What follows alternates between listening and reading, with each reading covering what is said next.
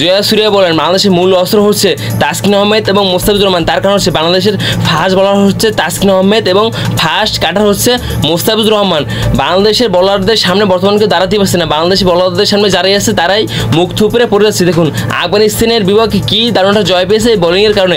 নাসুম আহমেদ দারুণ বোলিং করছে, তাসকিন আহমেদ, মোস্তাফিজুর রহমান, জয়া সুরিয়া বলেন বাংলাদেশ এশিয়ার ভিতরে বর্তমানে বেস্ট টিম, কারণ তাদের ওপেনিং, ফিল্ডিং, তারপর ফিনিশিং সব দিক দিয়ে পারফেক্ট। তাদের এখন কোন দিক থেকেও হারাতে পারবে না। তাদের দেখুন বোলিংয়ে আছে মোস্তাফিজুর রহমান, তাসকিন, তারপর ওপেনিংয়ে আছে তামিম ইমন, তারপর ফিনিশিং আছে জাকির আলী অনেক, শাইম হোসেন পাটোয়ারি। বর্তমানে বাংলাদেশ সব দিক দিয়ে বেস্ট একটা টিম। জয়া সুরিয়া বলে বাংলাদেশ শুধু আমাদের জন্য সুপার ফোরে উঠতে পারছে, এছাড়া বাংলাদেশ কখনো সুপার ফোরে উঠতো না। আফগানিস্তানের বিপক্ষে আমরা দারুণটা জয়ের কারণে বাংলাদেশ আজ সুপার ফোরে, আর না হলে বাংলাদেশ আজকে গ্রুপ পর্ব থেকে বাদ হয়ে যেত, আর বাংলাদেশের জায়গায় গ্রুপ পর্বে থেকে সুপার ফোরে আসতো আফগানিস্তান টিমে। আফগানিস্তানের বিপক্ষে আমরা কাল দারুণটা জয় পেয়েছি।